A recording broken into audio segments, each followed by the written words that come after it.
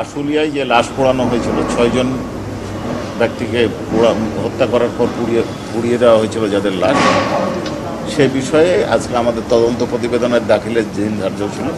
কিন্তু আমরা যখন তদন্ত প্রতিবেদন প্রস্তুত করছিলাম এই মুহূর্তে একটা হঠাৎ করে তথ্য আসে এবং আমরা একটা ভিডিও শনাক্ত করতে পেরেছি, আমরা উদ্ধারও করেছি। তাতে দেখা যাচ্ছে যে এইখানে কারা কিভাবে হত্যা করেছে সেই বিষয়টা আমাদের সামনে এসেছে।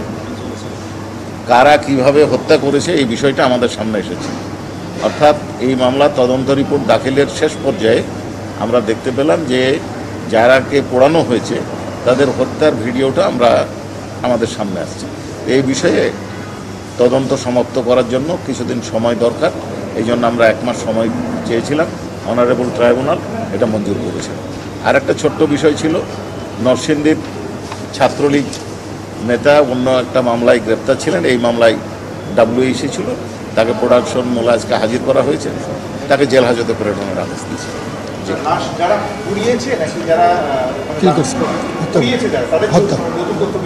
আমরা এই ইনভেস্টিগেশন করতে গিয়ে হত্যাকাণ্ড সংগঠন সম্পর্কে একটা তথ্য পেয়েছি, সেটা আমরা এখন যাচাই বাছাই করছি। ব্যাপারটা কিরকম যে আপনারা আগে ছিলেন লাশ পোড়ানোর পরবর্তী জানতে পারলেন যে কিভাবে মারা হয়েছে?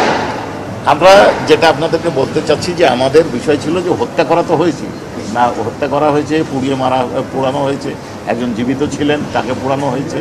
এখন আমরা যেটা পেয়েছি সেটা হচ্ছে যে হত্যাকাণ্ড সংগঠনের একটা ভিডিও চিত্র আমরা পেয়েছি, এটা আমরা এখন যাচাই বাছাই করছি।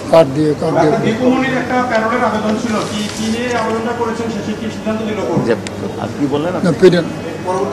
পরবর্তী ডেট হচ্ছে 25 মার্চ, 25 মেতে। হ্যাঁ, 5 তো হলো। জি হ্যাঁ। আর দেখেন এই বিষয়টা সম্পর্কে আদালত প্যারোলের বিষয়টা স্বরাষ্ট্র মন্ত্রণালয় থেকে দেখা হয়, এটা আমাদের বা ট্রাইব্যুনালের বিবেচ্য বিষয় নয়, এটা আমরা বলেছি। ট্রাইব্যুনাল বলেছেন যে কর্তৃপক্ষের সাথে আপনারা যোগাযোগ করেন।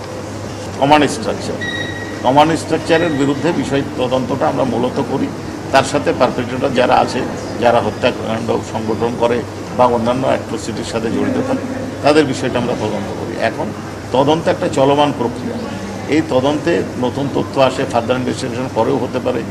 এখন কোনো তথ্য যদি আমাদের সামনে আসে নতুনভাবে, সেই তথ্য ইগনোর করে তো আমরা তদন্ত রিপোর্ট দাখিল করতে পারি, এবং এইখানে হয়তো 10 দিন বা 5 দিন বা 1 মাস একটু বেশি লাগছে।